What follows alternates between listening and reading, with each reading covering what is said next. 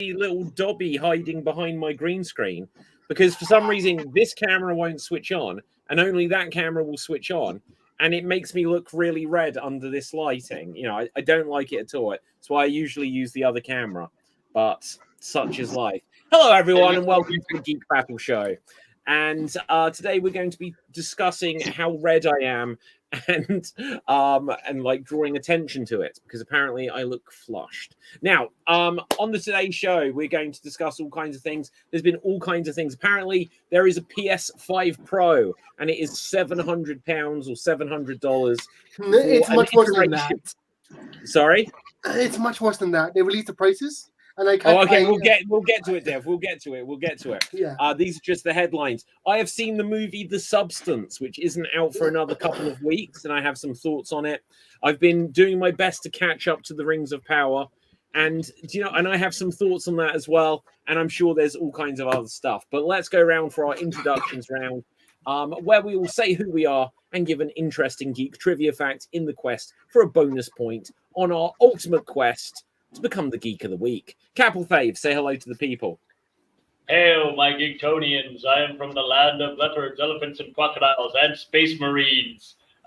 It's me, Cap, and my geek fact today is going to be Warhammer related, because Space Marine too. So, in the Warhammer universe, it's always constant war, and you always need bodies, and Space Marines are expensive to make, so what you can throw at them is normal people, because they're very cheap. And because the recruitment process mostly works by you're signing up. But if you need more urgency, depending on the world, the laws that you're in, you need some sort of propaganda device to get the soldiers in the ground. So in the standard military, they offer you a military guidebook.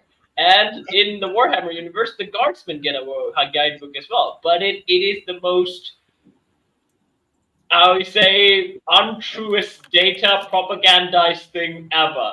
Like, they describe the Xeno species as, dumb.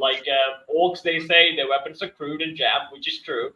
They are big, but their muscles are not dense as humans, so you can easily pulverize them with the human fist. The Eldar, the space elves, they're not really that fast. And even if they are, they only get you closer to the target, so you'll be fine. And also, this book has weird prayers to do certain things. Even medical stuff require prayers.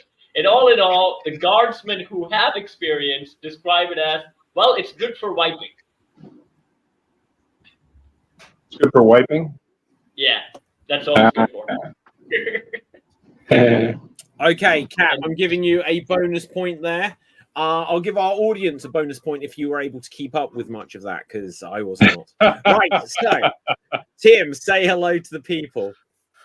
Hello to the people from Providence, Rhode Island. My geek fact of the week is that there are probably asteroids in the solar system that have more gold than has been mined in the history of our world. Wow. I would like to. Okay, so there is so much money out there. Is what I take from this. Because yes, is it on Venus that it rains diamonds? Diamonds are not that great, anyways, because our Earth can make diamonds. Diamonds are a girl's best friend, Cap. So don't go around saying. I don't know why people like diamonds. They're not that hard. It's just condensed diamonds carbon. are forever. Have you not? It is just James carbon. Bond? Yeah, it's the most basic thing you can find in the universe. Gold is much more, it sparkles. Well, carbon is one of the more basic things, but helium, I think, might be more abundant, as it is that only needs one atom to exist. And carbon needs 9, or is that? I don't know. But anyway, in the words of McBain in The Simpsons, up an atom. Right, Dev, say hello to the people. Hello, I'm Dev, and my geek fact is, was it something different? I'm going to go back into the diamonds right now. Diamonds are worthless.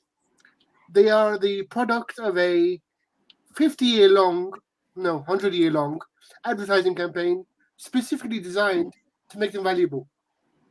See, Dev understands it. De Beers Company.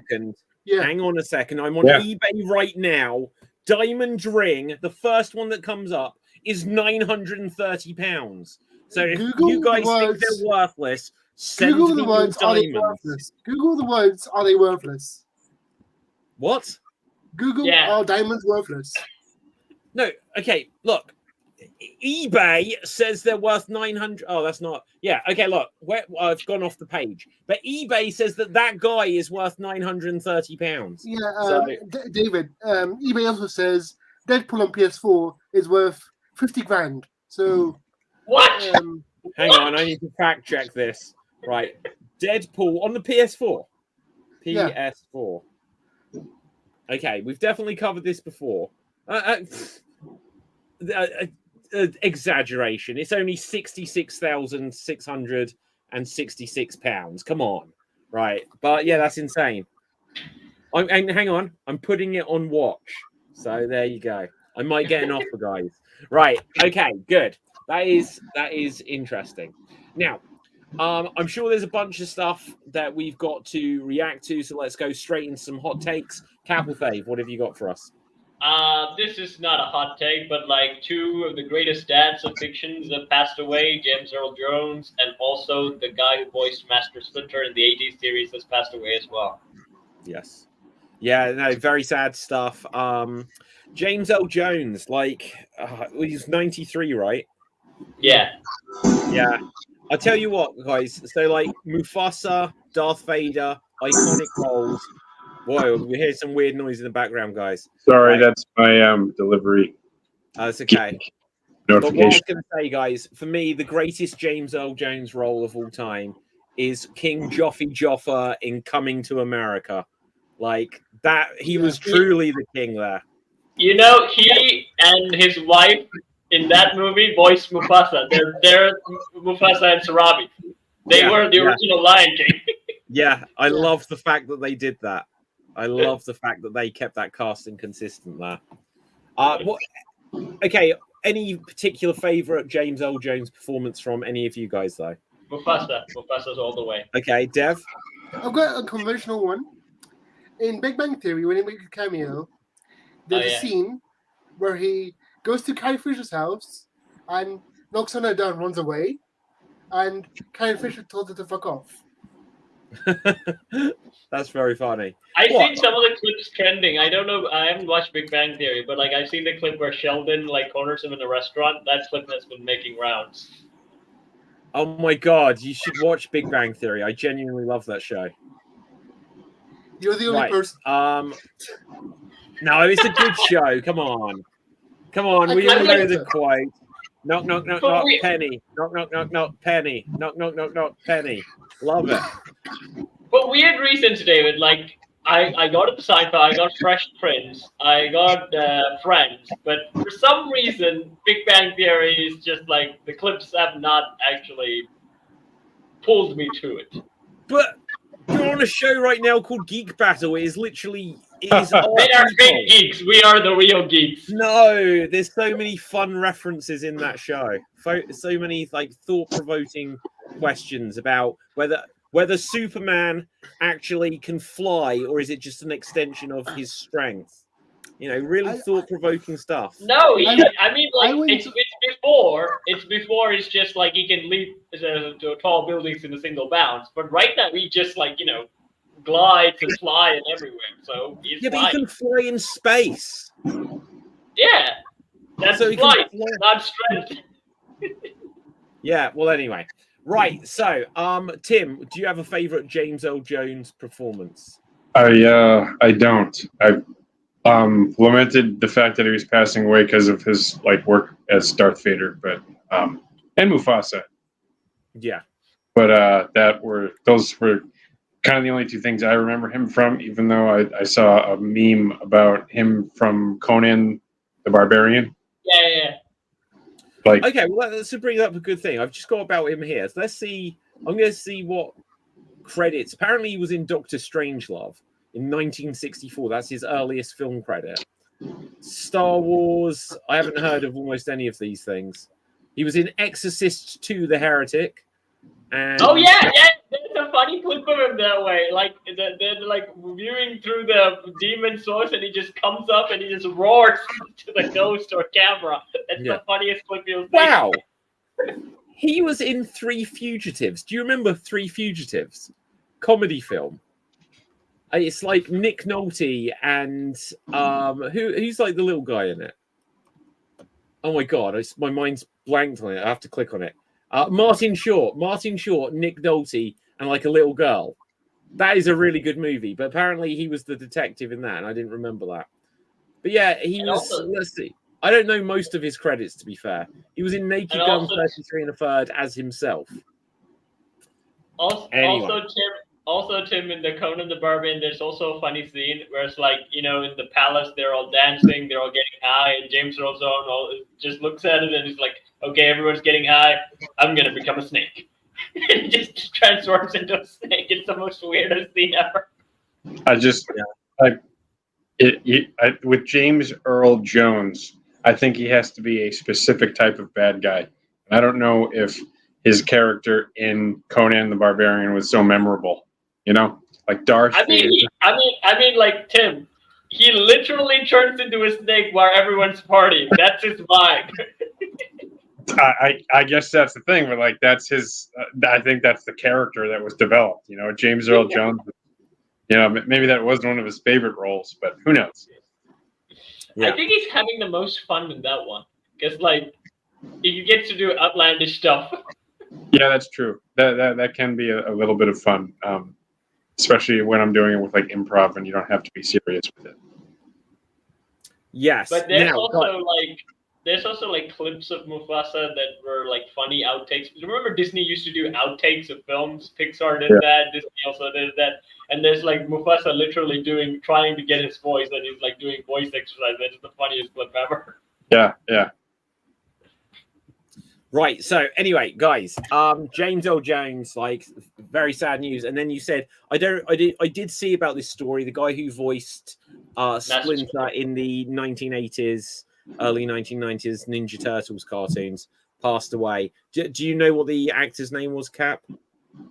Peter something. Okay.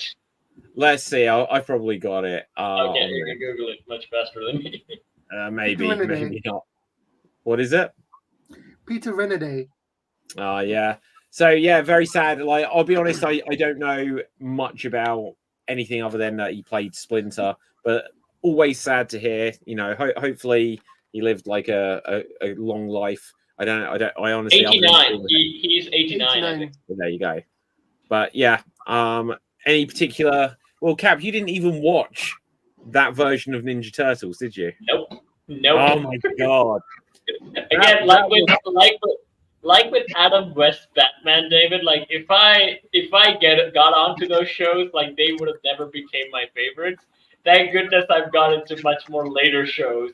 And I appreciate the 80s series because it's what started the whole TMNT era. So I appreciated that. And I know he also appears in the TMNT Turtles Forever film, like with the old classic Turtles. And he's much more of a stoic role, which I also like. Okay, let's just very quickly bring up about who this guy is and what else he did. Oh my god! Apparently he's a voice actor. He's been in like loads of video games: Metal Gear Solid 2, Assassin's Creed.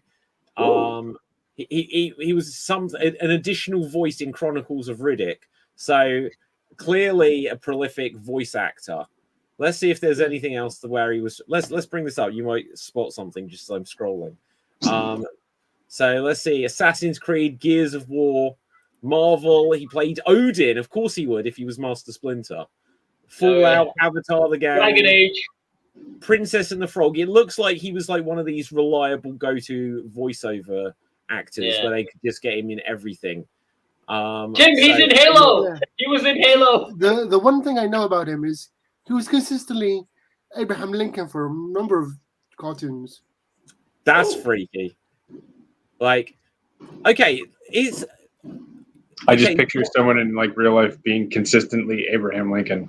Yeah. Okay. So Tim, you're our resident American on the show today. That's rare. It's usually loads of you. Abraham Lincoln, right? In my country. Do we have any record? When was Abraham Lincoln? How old is that? Is there recordings of him? No, do we know what his voice sounds he's before camera age. So but there are photos. There could have been some sound. I think that the photograph was developed close to that time, but the most accurate depiction of Abraham Lincoln was in the Spielberg-directed movie, where he kind of had a high-pitched tone like this.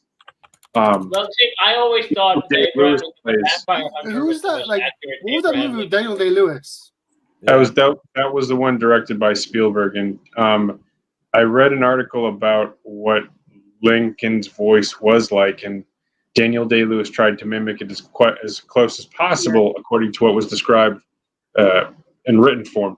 But since we don't have Tim, I would have to say I thought Abraham Lincoln the Vampire Hunter was the most accurate Abraham Lincoln film. well, that allows for some creative license there. But yeah, that was a good movie. I liked that movie for a bit.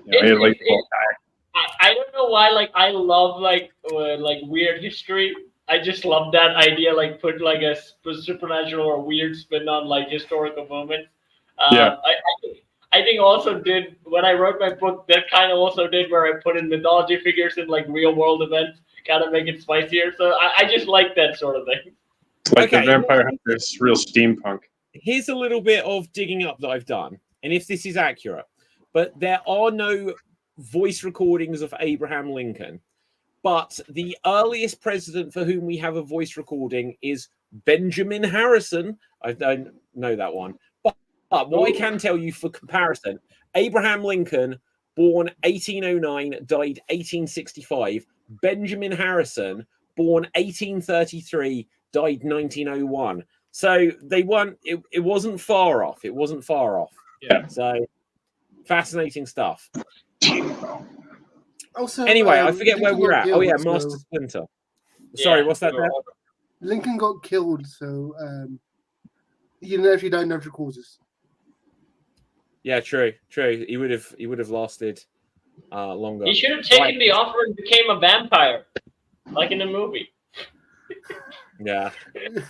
Right. Anyway, so is it too early? No, I'm kidding. Is it too soon? Isn't it too soon? Too soon. Right. I'm not willing to make a joke for fear of being canceled, but you guys go 40 years. Yeah. Right. Okay. So anyway, it looks like he did a lot of things. He played diplomat in Justice League Star-Crossed or something like that. I don't know. So okay, he doesn't look like he had many. Is this a shame? If you're Master Splinter, you'd think you'd get at least one other really well-known role, but it just doesn't look like he did. It's also weird. He did not return for the best. I think he's probably part of the producer lot, maybe for the TMNT 2007 film. But like he didn't return for Master Splinter unless when he did TMNT Turtles Forever. No, he wasn't even in Forever. He wasn't even in Forever. He's not even. So Master Splinter did appear in that. So he was not voiced by him. No, it wasn't him. I wonder if this guy was like also did he like volunteer at the Boys and Girls Club, or like like big brother, big sister, and just trying to like be like a general all around good guy. It's like I'm Master Splinter. I've got lots of wisdom for the youngins. Yeah.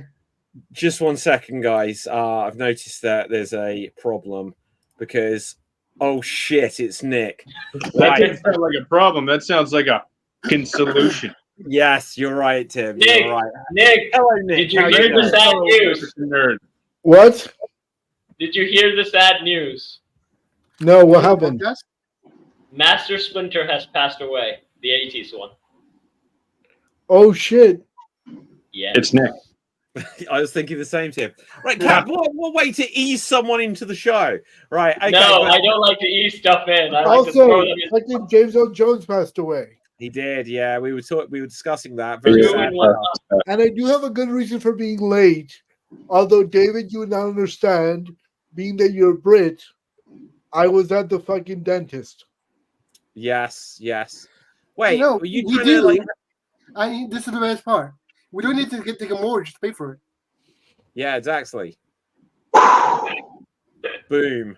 Slam dunk. Right, okay. So anyway. Oh, your silly national healthcare system. in England, you could just run. You don't have to look where you cross the road because they'll just fix it for free. It's all good. Right now, anyway, let's see. We've just about Nick. Do you have a geek trivia fact for us? Since we're still on the introductions round, 34 minutes into the show. No. Okay, good. If you give me a few minutes, I'll come up with one. I don't need you to. It's good. Right. So anyway, are we not getting points? Yeah, you can have a point. Right. Now we're gonna move on, guys. I'll take a pity point all day.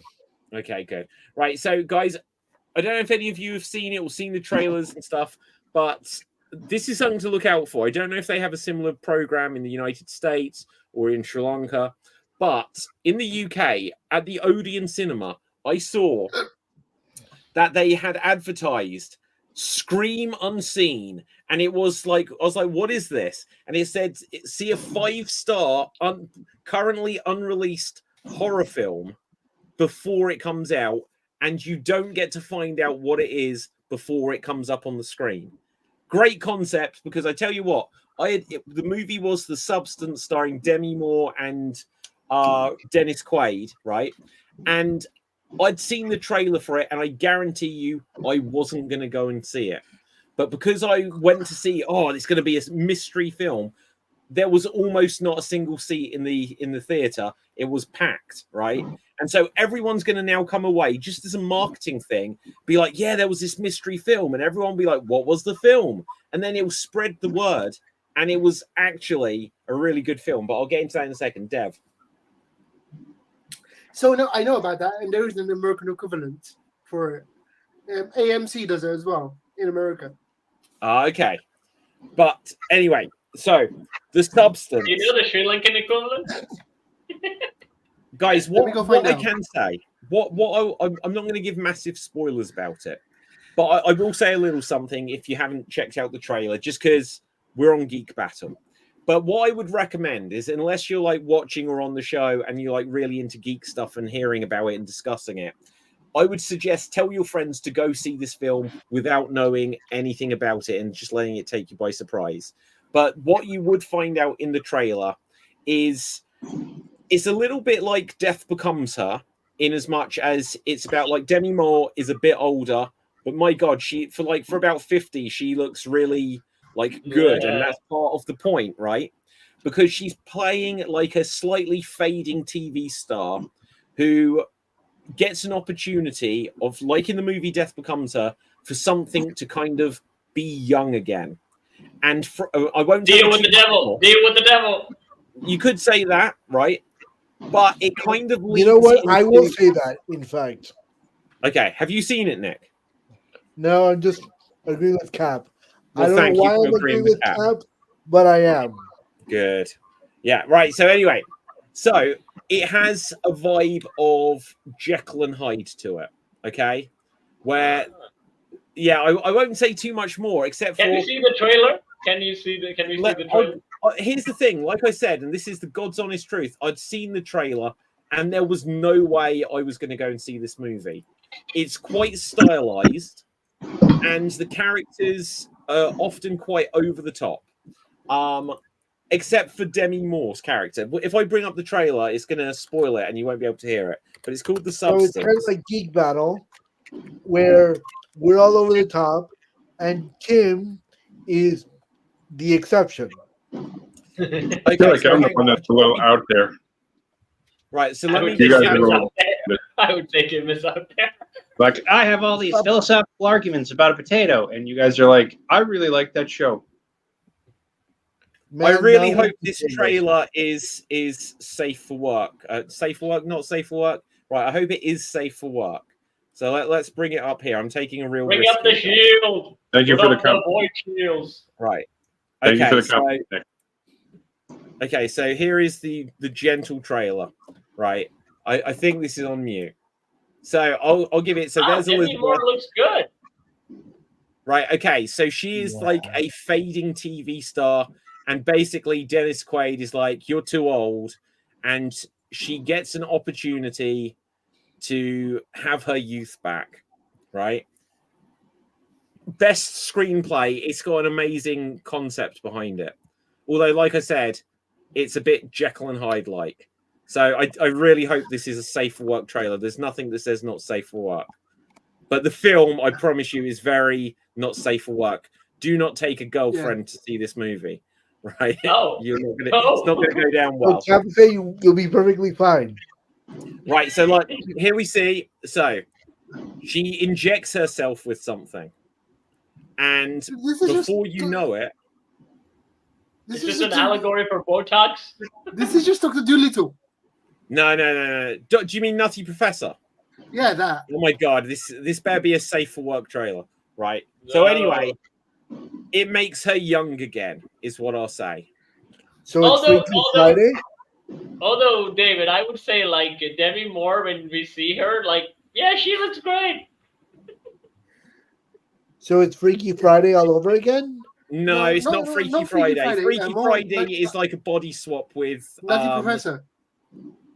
So it's a bit like Nutty Professor. You are right there, Dev. That's hitting the nail on the head.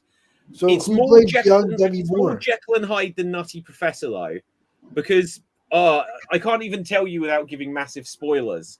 But this film is genuinely shocking when you watch it. Like, I'm not overhyping it. This film does things which you wouldn't imagine. Okay. Okay. I posed a question. Would you guys, when you're 80 or 90, when someone gives you a drug that'll turn you into 20s, would you take it? That is the perfect question to discuss after you've seen the film. Because if you see the film, then you'll know all of the reasons either to or not to do it. It's best if we make the choice with our base understanding first, and then we see the film and learn the lesson. All right. So my answer is as follows: only if it turns me into Demi Moore. If you get Dev, I would love to turn you into Demi Moore. Don't even bring me into this. That was not Dev. That was me. Why would you continue with Dev? Leave me out of this. But what about you guys? I haven't written my review for it yet, but I'm going to probably within the next day. And part of the reason is because it's a film where it took me so by surprise, because obviously I didn't know what it was. I'd seen the trailer, could barely remember the trailer, because honestly, when you watch that trailer, it's not really that memorable. It didn't grip me, right? But when you actually see the film, it's got so much to it where it's like, wow, this is a really good film. And it's a film that gets better as it goes on. And it's really well made. It's a really good script. And I don't know if I don't think I'm going to give it a 5-star out of 5. But I don't think it deserves any less than 4 stars. Yeah. Incredibly good film. Okay, so because I can't watch thrillers and that, I just read the whole thing. And it sounds cool. Oh my god. Dev, do you know what? Like, reading it is one thing. Like, I'm not going to watch it. Yeah, if you could, I can't.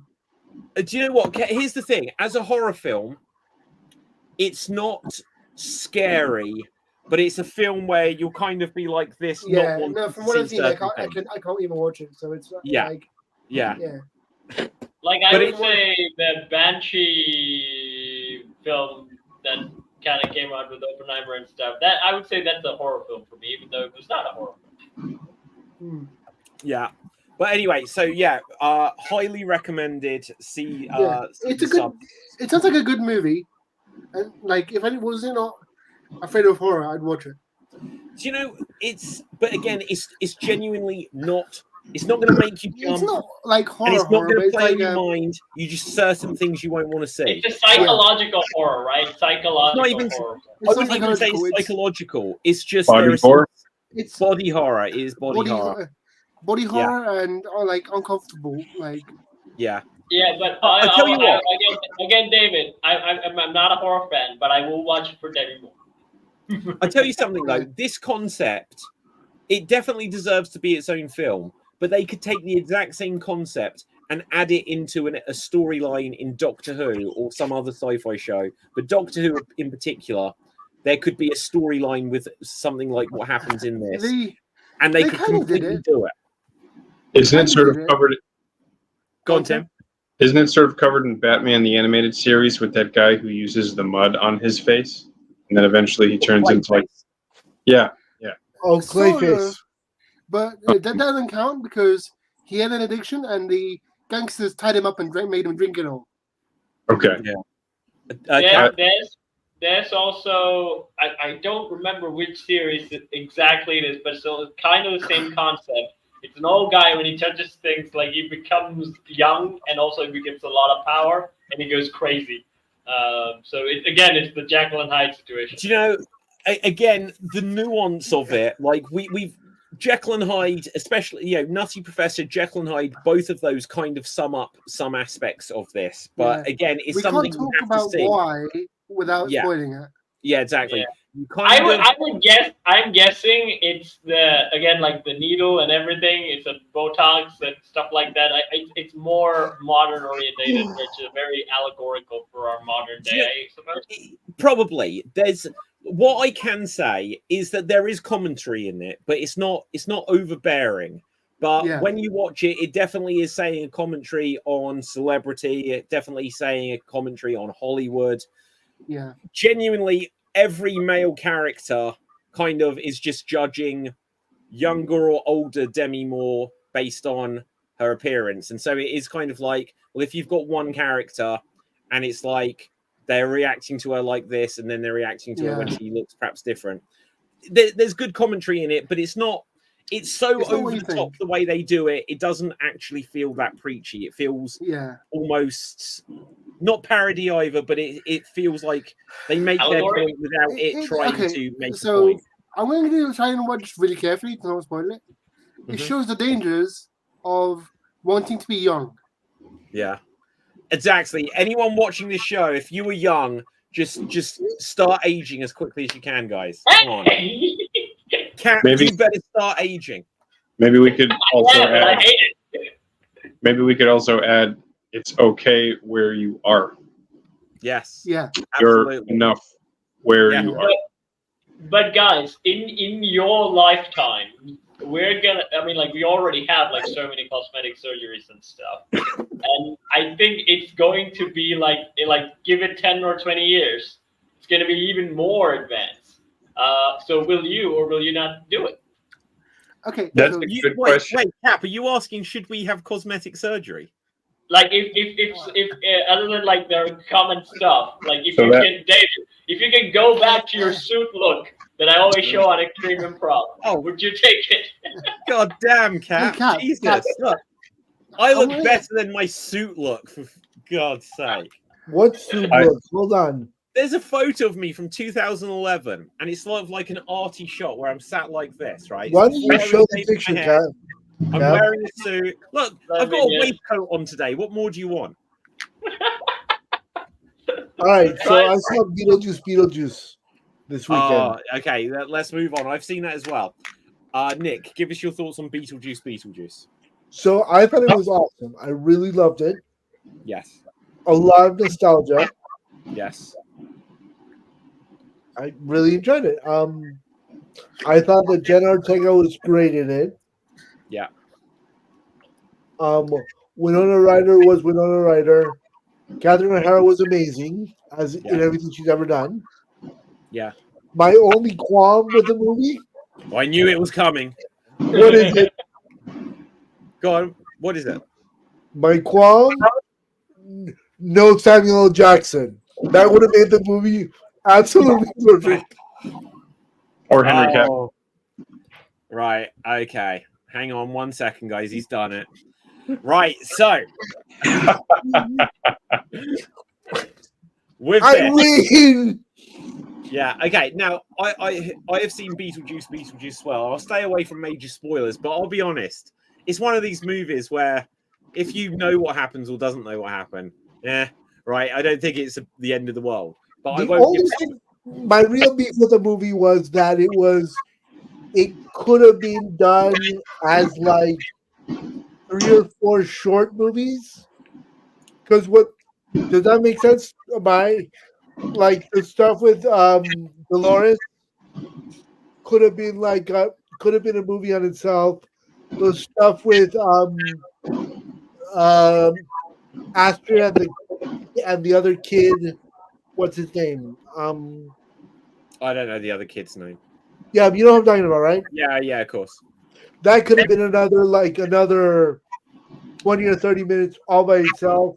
Yeah, And- but imagine, look, this film genuinely has been a huge hit at the box office. Oh, Imagine if they'd just put it on a streaming service. What a waste. It's okay to make movies, right? Everything Right. now has to be an event series. So I Like- went to see with my mother, and her review was like, "There's too much crap going on in this movie for it to make sense." I'm like, "It's great." My favorite gag, and this is a minor spoiler, Yeah. is the Soul Train. Is the best joke in the entire movie. Okay. Well, let's leave that there because it will start to get slightly spoilery. But Right, that's all I got. my quick thoughts on it. Beetlejuice. Like Michael Keaton in that makeup in 1988 meant that he could play that character like 35, 40 years later and look exactly the same. Like he hasn't missed a beat. Michael Keaton is fantastic. Catherine O'Hara, Winona Ryder. Winona Ryder's character had to evolve slightly. Yeah, I would have liked a little more evolution of that character. Well, because she was playing a teenager, and like this is no real spoiler. The idea is Jenna Ortega is now playing her daughter, so they have to kind of put Jenna Ortega into the kind of role that Lydia was in the first movie, Right. and then Lydia has to kind of evolve slightly. Who did which she is marry? fine. Well, that's a spoiler. We can't go into any of that. Yeah. Oh, she Can't married Beetlejuice? Did she? Literally can't give any. But what I will say, I don't know if I'll they text were. you. Cav, I'll text you. What I will say is this film is a complete story. Clearly they made it so that this would be a good thing on its own. But maybe they were saying, well, we hope it does well. And just from the title, if we've got Beetlejuice and we have Beetlejuice, now it's been such a big hit, I think within the next 3 years, we have to get Beetlejuice. Has to happen.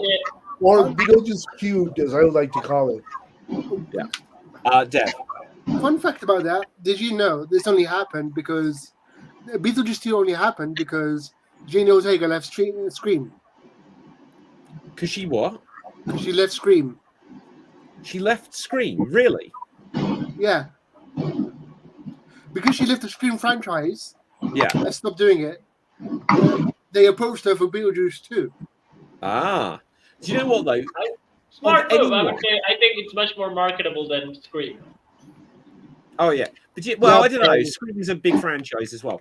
Yeah, but that's mainly for adults and like probably teenagers. But like Beetlejuice, you get all the audience. When you see, Actually, my local cinema did something. My local ahead. cinema did something really smart. You could buy double feature tickets. They would do Beetlejuice 89 and Beetlejuice. yeah. Like Same here. with a 10-minute break between. Yeah, same here. I've seen a lot of this at the moment. Like my local cinema has got like whole days where there's like 4 Star Wars movies back to back, and you go there like at 10:30 in the morning and finish at about 10:30 at night. It's crazy. Do you know what I the did funny- that for Lord of the Rings when it first came out. Yeah. Yeah, do you know what? I would love to do that, except for I think it would just be a slog. Imagine if you didn't like the other people in the cinema with you. Right, Dev. Okay, so in London, there's these events where they do the extended edition of Lord of the Rings, beginning to the end, all in one day. Yeah. I Do they would say do it with The Hobbit as well? Yes. Yeah, 24 hours. At the I Prince would Charles say Cinema. with the cinema, I would say like that would not be a pleasant experience for me. Like, We did a private party. We did a house party that was watching all 3 Lord of the Rings extended editions at one of my friend's house, and that was super fun. that could be fun because like you have your friends and you're in a comfortable environment. Yeah, like cinema would he be was like, we were ordering like he's very hospitable, so he was like, there was always like food and tea and coffee and beer and stuff lying around in the house, and everybody had chipped in for. He was like, everybody's gonna throw in 20 USD, and I'm gonna make sure that there's snacks and food available for everyone. all Yeah. day. Was it acceptable to nap? Sorry, Tim. What? Was it acceptable to nap? Are Yeah, you? cool. Yes. Oh, perfect. That's awesome. I'm in. Next, let me know next time it happens. Well, yeah, that's what I was passed gonna say. out on We the should couch for about totally. 2 hours. If only we could like live stream the things that we watch. Imagine if we did like a geek battle that was 24 hours long. We start with the Hobbit. There's a go channel all the who way does through. that, David. There's a chat. I think it's Mulder. I think who has like streamed Mulan, like all these sorts of movies, and it's like a 12-hour stream with like geeks coming in, like commenting on the whole thing. They did like back to back of the Mulan remake, and they made fun of it the whole way. They do that. I don't know if they get away with it. I didn't David, mind the Mulan remake. I can Dave, get. you want I to do a mean, 24-hour? If you want to do a 24-hour live stream and have people just join in and maybe fundraise for something, I'm totally up for that. I'm Okay. down for that too. I'd join you for 6 hours. I'm down to take the money 24 for hours. to raise. That's a long time. I'll have to Yeah. think. Can we play like? Can we do like an extended let's play of something? Well, like a video game. Yeah. Maybe. We Guys, all have- we keep We are saying this. PlayStation Right, 5s, we need right? to organize. I know people put like in the chat, like our private chat, audience, this is just us organizing now. But I know we put in the chat some of our like handles and that. I totally forgot to actually follow up on any of that. But we need to find out what consoles we've got, what games we've got, find some PC! game, or a PC, find out something we've all got, and I'll arrange this. We'll do like a live stream of it soon. The two multiplayer games that I got is Brawlhalla and Multiversus. I love Brawlhalla. I've got Brawlhalla. Okay. I've never heard of both of them, so I would love to play them. Basically, same it's Smash thing, Bros. same with it's Smash Bros. With like other licensed characters like Rayman and Yeah, it's super cool. Xavier. Okay. It's like cool. Mortal Kombat, but more cartoonish. Yeah. Okay, guys. Moving on because time will be a little bit limited today. But is there anything else people have seen and stuff? I've got another thing, but I feel like I've spoken quite a lot. Is there stuff you've seen, Cap? Space Marine 2. Why the heck you had to make games so VRAM extended, new technologies? I mean, like I would say, like the game animation. It's not Red Dead Redemption 2. I think like if you apply Red Dead Redemption 2 to Space Marines, I would say Red Dead Redemption 2, a game that came before, looks better and also runs on my computer. And this thing, it does not look that much better. But I would say it's a processing-heavy game because like they used AI to. They really give you the Tyranid experience. The Tyranids, the aliens in Warhammer, they're like everlasting hunger that's like coming at you. So Was they it use, I have a solution. for $120? Yeah. The solution is, Capelthave, get a PlayStation 5. Then it I won't can't. run I PC. hate joysticks. Okay, I want keyboard and mouse. You can probably play with keyboard and mouse. Just get like They a game. make keyboard and mouse for PS5. Oh, there's the thing. That's the thing. Yeah. Yeah, definitely. Although I Okay. will say a PS5 in Sri Lanka would probably cost like £1 million. Then I'm sticking with my laptop, guys. Wait, what's going to cost £1 million, Dev? PS5 in Sri Lanka. Oh my god! Right, Dev. Now What's at the the very currency top of the London? show, at the very top of the show on the subject of PS5, we had mentioned they've announced the PS5 Pro, and you've got a couple of thoughts, which I did hold you back on it. But do you want to give your thoughts on that? Okay, so we've got a console that's like slightly better features, slightly better VRAM, ray tracing, and basically features that PC already had for ages, without a disk drive or stand. That costs an extra $500 to pay for. That retails at $699 in the US. Does it have a better heatsink than the regular No. PS5? No. And the UK price is $912. The European price is $880. So That's really it's a fascinating worse because I had console seen for that. more. Yeah. Wait, how is it worse? Just because it doesn't have a disk drive? It doesn't have a disk drive and it doesn't have a stand. You have to buy them separately. My PS5 Wow. doesn't Did have this the either. original not come with a stand? The original had a stand, yes. That's crazy. Why would they not give you a stand? It's a piece of plastic. Yeah, they charge separately for it now. Wow. My PS5 does not have a PS Drive either. Oh, you got No, all digital. stand. Do you have a stand though? I do. I don't use it, but I have a stand. Yeah. Okay, guys, look, this will tell us a little something about each other. Nick, with your Yeah. PS5, are you vertical or are you horizontal? Horizontal. Oh, you're horizontal. But it's Oh, only dude. because of the way that my entertainment center is set up in my bedroom. Otherwise, I would have vertical. No, Nick, it's okay. I accept you for who you are. Right. Okay. I have everything vertical just to fit everything in, basically. Yeah, like I only have a PS5 right now. I'm thinking about getting a Wii U randomly. Really? Yeah, Yeah. Okay. Yeah. or a, Why or a a Switch Wii or U something. out of Okay. interest? So I'm guessing why, but I don't think is Nick allowed to talk about it. The Wii U is the best piece of hardware for emulation right now. I was not going to use it for that. Is because I'm an old school Nintendo fanboy player, and I would just want to get all the retro games. Don't get a Wii U then. Right. Let me tell Get you on the why. Switch. Da, da, da, da. Right. So the Wii U would have been perfect for retro games, but a year and a half ago they closed down the download store, so you can unless you use some sort of crack or emulation or something, you can no longer download all the NES, Super NES, N64, Yeah. Genesis. You can't get that anymore officially. So you should get a Switch instead. This you could play any Wii U stuff, and you could play any Wii games, but that's it. Anytime I hear Wii U, it brings me back to a movie. Yeah, Wii U, Wii U, Wii U, Wii U, where the woman character is like half the time the dialogue is just her going Wii U, Wii U, Wii U, Wii U. What movie is that, Tim? Kung Pao Enter the Fist. Oh my god, yeah, I love Kung Pao Enter the Fist. Like, Wait, how do you like my face to your fist method?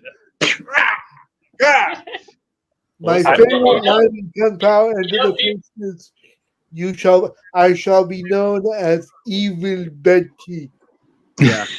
Okay. You know, Tamil people love that film so much. They did a rendition of like a guy fighting the cow in a Tamil film.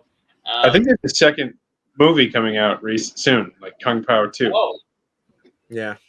I was going to quickly say on what you'd said there, Nick. If you want a console that gives you the most retro experience, for everything to be completely official, get a Nintendo Switch, because they have their Netflix of old Nintendo games on there, and they've added N64 and Mega Drive and stuff like this. Basically, you pay a pass. Otherwise, like, if you have a PC and you do emulation, but if you want a more console experience, either get a Steam Deck, which is like it's about this size. I've seen a Steam Deck. Yeah, it's about this size, and it's a PC, but it also has all of your Steam games on it, and you can put like all the different emulators and stuff on it. Yes, it has Space Marine 2. If you want something truly retro, hang on, let's see if I can actually reach this thing. We could also play. I'm going to check this now. Hold on. Wait, 1 second. You'll want an analog pocket. It looks like a Game Boy, but basically you can plug in actual Game Boy cartridges, but you can get like FPGA, which is like better than emulation cores, so it can have NES, TurboGrafx, like Neo Geo, all kinds of stuff on it. Oh my god. You'd love it. Wow. Oh, I feel dirty. Yeah. You feel dirty or 30? We can't run Space Marine. I just checked. I feel so bad. My most recent video game system is a Nintendo Switch that my brother bought instead. The last one I got is an Xbox 360 that I found in the trash. And, that's like a good day. You look in the trash and there's an Xbox. Oh yeah. Well, in the same bucket was Path of Dawn, like Radiance or something. It was like a $600 RPG, Dawn of Radiance. Dawn of Radiance. Oh my god! Wow. I need to look more at the trash. Like official Fire Emblems in it. I was like, wow, someone's ex-girlfriend was really mad at them because they tossed out. Yeah. Okay, Tim, I need So to I explain was this. thinking, guys. Hang on, Nick, 1 second. Dev, go for it. Okay, I need to explain this. In the UK, the Fire Emblem games are so rare. The Path of Radiance game that you have for GameCube is $350. Yeah, I eBayed mine, and people kept trying to bid it, and then they never actually paid for it. So I just ended up bringing it to a video game store down the street. Yeah. Because I don't play it, but I'm sorry to all the people I have just like broken their hearts or whatever because of not treating it like I should have. It's okay, Tim. You like Space Marines. That's all that matters. All right, yeah, it's I'm a big. I think I like the Vulcans Space Marines the best. Yeah, salamanders. They are the nicest Space Marines in the Warhammer universe. Like, if you're seeing a Space Marines, one, you're in immediate danger. That's why they're here. Otherwise, they would not show up. And even if they do show up, you better hope it's the salamanders because they actually care about civilians. Ultramarines, maybe, but again, they will trade you for strategic purposes any day, unless you're the salamanders. Hey, Cap and Tim, Tyranids for life, bitches. What? But Tyranids for life. I mean, you're a bug boy. That's an opinion. That is an opinion. That is not an opinion. Nick is a bug boy. He likes the Tyranids. Oh, Nick, you will love Space Marine 2. They give you the Tyranid experience, like how it would be like to be invaded by the Tyranids in a world. The sky's full of bugs, the whole shebang. It's all run by AI. All right, that sounds cool. I'm not just $120 though. Anyway, sorry for interrupting. No, I have no idea where we are at. So You were asking if you're vertical or horizontal. Oh no! Do you know what?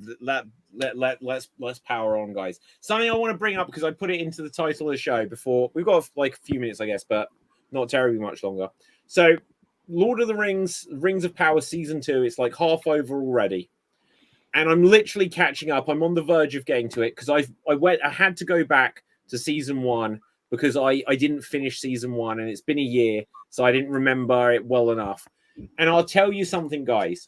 Rewatching Season 1 of Lord of the Rings, Rings of Power, for me, it's one of these things where if you go into something with high hopes and then it disappoints you, you might be like, But if you then watch it, knowing what you're going in for, it exceeded my expectations the second time. $1 billion, David. I know. Look, I'm not saying it justifies the cost, right? There's so many things where I'm like, they're doing that thing where they're just recreating and echoing moments from, it's like, I recognize this thing, or it's like, this is something that we liked before, and they're kind of like trying to play into with that budget, you know how many anime studios would have put out great movies with that budget? I finished Terminator 0, and that's Netflix. That's Netflix. Broke the law of the Terminator series. That's Netflix. Here's the spoiler because it's one scene. You see an oracle speaking to the person that goes back in time in the Terminator and says, basically, it's a multiverse. It can't be a multiverse in the Terminator because then there's no point of change. Why would Skynet even try to stop John Connor from sending someone back in time? Because it won't affect them there. You cannot say in the Terminator that there. The whole point is they say there is no fate. The future isn't written. But if it's just a multiverse, then it doesn't matter because time is fixed. Cat. Okay, I have several things to say. I'll let you go, Dev, but I also have several things to. One, this is why time travel is stupid. You'll always get in a loop, so you have to go with multiverse bullshit to get right your way out of it. Second, the other thing they didn't do that though. The second, David, is that have you seen ChatGPT? It got stupider as it goes on with more humans. So Skynet just got stupider. And the other thing, this is why you don't make like adaptation of American films and anime. Just watch pure anime. Dev, you were going to say something. Okay, so with that, I think the whole multiple multiverse thing is not to mess with the established time travel rules of Terminator. Like the time travel rules of Terminator still exists. Like that is like you can still alter the path of your reality. The multiverse theory into Terminator is it exists to allow, for example, Terminator Dark Fate, Terminator Sarah Connor Chronicles, Terminator 3, and Terminator Yeah. 2 to exist concurrently. But unfortunately, right, I completely hear you. In that regard, it works. So suddenly they can be like, well, all of these stories suddenly count, except for they're very explicit of saying, oh, but when you go back in time, the Oracle says you won't actually change anything here. And it's like, so there's no point going back. You're just going to be creating some other thing. So unless you are the person that goes into this other timeline and stays there, the only way the resistance could help every human still on the planet would be every single one of them to go into their own timeline, make it better, and then just live out their lives. No, that's Like it though. The explanation for that is in the anime universe, in the anime reality, they can't go back and change it. But in the movie verse, you can. Well, yeah, exactly. So basically, I liked a lot about it. I didn't like that there was a robot cat. I was like, come on, what are we doing here? But then when they broke the whole lore of the series, I was like, well, in my head, this is no longer canon because it just destroys everything that John Connor was fighting for. Why did Sarah Connor raise a soldier just to send back the dad to not actually be back in? Anyway, Cat. So, Dev, if you want to finish the Terminator point, I was go. gonna Because, say, like the reasoning side is the same as Terminator 3. Like the Terminator 3 happened, but it still disrupted everything. So that's why it's a different universe. Same thing. Okay, I'm gonna go back to Rings of Power because that is apparently. Oh yeah, I forgot we were on that. Yeah, I was gonna say, David, if you have seen season 2, I think they're doing one thing I don't think they should. Maybe who knows? So storytelling wise, you can do fun things. They're making the orcs. I think that's also a part of the season 1. They're humanizing the orcs. I would say there's a good video of like Gandalf, after seeing that scene, rethinking of all the orcs that he slaughtered and like imagining they're having wives and kids. Hey, Cap, it's a funny thing. Cap. Could they be orcifying the humans instead? That would be fun. I think that's what they did in Warhammer. In every Super Soldier story, that you orcify the humans. But I would say again, this is a big flaw, I would say. Again, you are eliminating points where you can fight enemies, in a sense, like have fun with enemies. The whole point of the orcs experience is that they come out of mud pits. They just come out of mud pits and they just like give them shield and sword and they're like, okay, we're gonna kill somebody. That's their whole shtick. And it's fun because like it does not give you too much of it. And even think about Warhammer. Orcs are just fungi. They're space fungi. So you don't get that much attachment to them, and also the storytelling purpose is mostly done for fun. Yeah. So is anyone else hearing an echo, by the way? Yes, a little bit. Now, so just to quickly finish my thoughts on Rings of Power, because I'll get by the next show that we do, I'm sure I'll be well into season 2. But for what season 1 is, I can say truthfully, when I watched Man of Steel the first time, I felt disappointed at the end of it. But hold on, who's in Man of Steel? Yeah.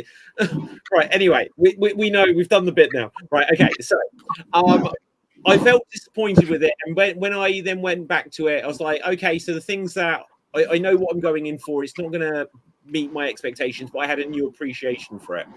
There is stuff which I think is good about Rings of Power in its production.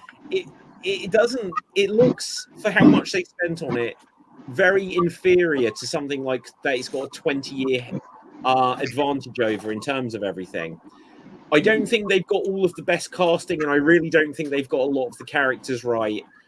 But rather than watching it once a week, where I was kind of like, oh, I'm kind of getting bored of it, because I've just been powering through it as I've been doing other work. Yeah, like I have found new appreciation, and like I'll see what season 2 brings. Because How maybe dare you compare Man of Steel to Rings of Power? Oh no! I will never forgive you. They Well- both. I mean, look, I'm in love with you, David. I do not like Rings of Power. Yeah, that's fine. You know, I gave it 3 episodes in season 1, and I'm like, nope. I think I'm on episode 5, and truthfully, the plot has not got that exciting. But it's as something. Look, this isn't. I'm not super defending it, but I'm trying to say that as I'm doing other work, it's been nicely watchable alongside. David, like, just get the cinematic storylines of Shadow of Mordor 1 and 2 for watch it when you have time. You will have a much better experience with that story. So what I'm hearing from you, David, is that you feel about Rings of Power the way that I feel about Wheel of Time.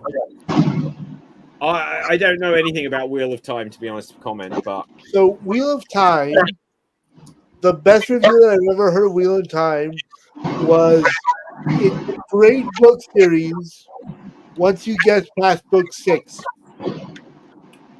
But you really have to read 1 through 5. There's a load of things like that. Like, apparently the Fast and the What do you Furious think of movies, the you've got to Amazon get to... series thing? What do you think of the Wheel of Time Amazon series? I haven't seen it.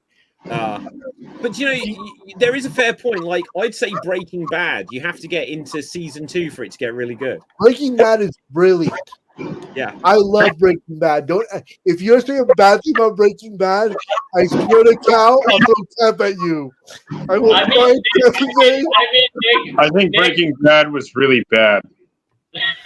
What? I mean, Nick, I would say this. They loved the show so much, it appeared in a science book as, a real science textbook in Sri Lanka. It was a thing. Yeah, I would say this. Have you guys seen I gave it a shot. I gave it a shot, Nick. But after the first episode, I was bored. Have you seen Zootopia? Yes, I love Zootopia. So in Zootopia, there's a scene where Judy Chops and what's his face? Judy Chops and Nick Wilde go to like an RV, a recreational vehicle, like a camper, and they zoom into the camper and they're making blue stuff. I'm saying that with my mom, when we watched Breaking Bad together, the second time I watched it, and she was like, "Did Disney just make a Breaking Bad reference?" And I'm cackling madly in the theater. Yeah. I'm like, yeah. Now, guys, we're going to have to begin to wrap up in like a few minutes, but very quickly, is there anything else people have seen and want to react to and stuff like this? Give me any thoughts you guys have got. Well, this is going to be longer-winded, slightly long-winded. Tomorrow, the Marvel collection is coming out for PS4 and PS5 and PC. It's a collection of the Marvel vs. Capcom games made by Capcom. Yeah. Ooh, that sounds good. And yeah, no, they were some of the great games. So what was it got? Has it got X-Men versus Street Fighter on it? Yes. Oh, I love that game. X-Men vs. Street Fighter, X-Men Children of Atom, Marvel Super vs. Street Fighter, Marvel Superheroes, Marvel vs. Capcom 1, Marvel vs. Capcom 2, and The Punisher. This is such great game. That sounds really cool, actually. Yeah. Question. Yeah, how does X-Men fight with Street Fighters? Wolverine will just stab them and rip them apart. No. Look. I know they also DC did that with Mortal Kombat, and I'm like saying again, like most of the DC heroes would wipe the floor with the Mortal Kombat characters. The only thing they have is like magic, and they even have like strong magic. They have magic, and what is Superman weak to, Cap? Yep, he's weak to magic, but he's not weak to it in a sense like Kryptonite way. And Yeah, again, but you look- got magic people in the Justice League, from Constantine to Zatanna to Shazam. So again, pound, pancake. But Cap, Hey, what you let me don't ask you a realize. question, Cap. Hang on. You Look, know what you what? don't realize. Yeah, Hang on. Right. What you don't realize is that what the Street Fighter characters, what Ryu and Ken and Chun-Li have, that none of your Gambits and Wolverines and Xaviers will ever have, is true fighting spirit.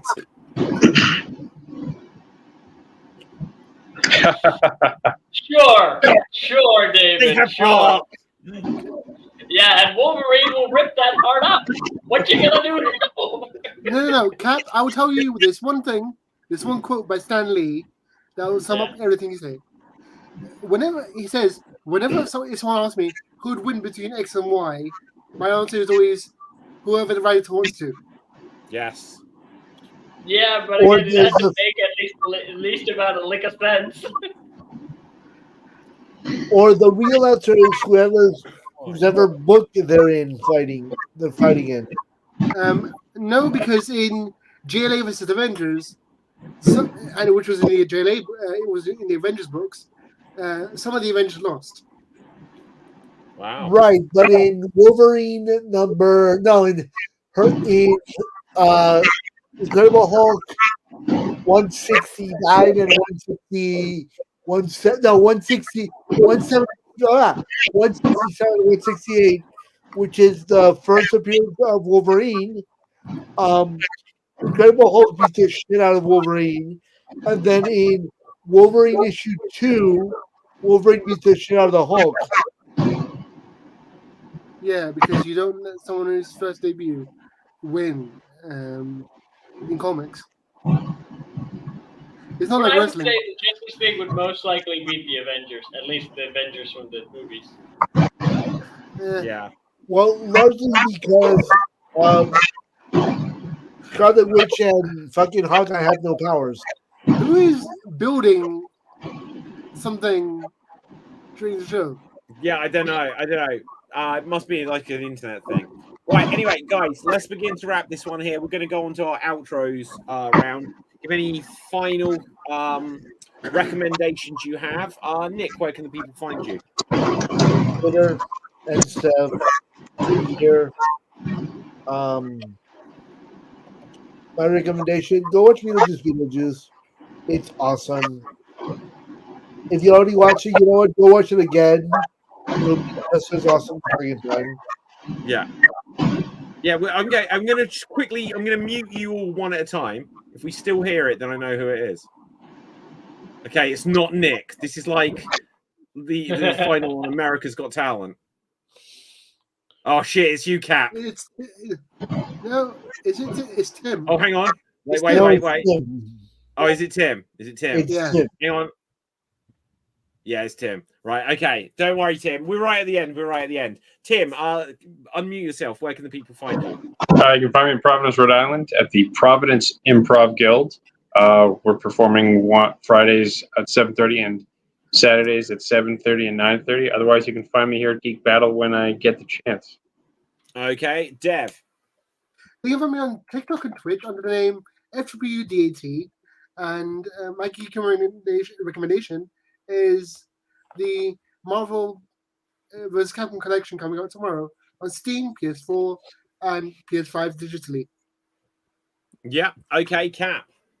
You can find me on Sword Deeds, where I sing and dance, I throw myself in a bucket, and I work with puppets. And next video, it's going to be a collaboration of Dev and me on Demon Slayer and that Art Tamil song. It's great. And the next week, it happened, guys. Nick and I were in a podcast. And you know what happened? Nick agreed with me a lot. Yeah, I that was don't a know show. what the fuck happened, but it was a lot of fun, and I would do it again. So Awesome. stay tuned on SWAT Days to check out those coming stuff, and you can also find me here on numerous shows on Extreme Improv.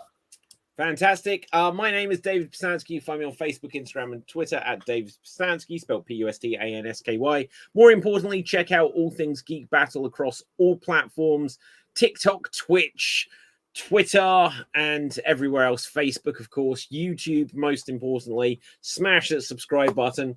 Tomorrow night, as I am speaking this live out loud, there will be an Extreme Improv Extremes live show on stage, including 2 guest acts, one of the Leotard Lovers, but the others, a Geek Battle live on stage. And it's a new concept. We've done Geek Battle live a few times, but this one will really delve more into some... It's not long form improv, but it's like an anthology of what if scenarios based on your favorite geeky properties. So with that, until next time, stay safe, always stay extremed. To hell with you, Jai Courtney, and boom, we're off the air. Poor Jai Courtney. But David, it's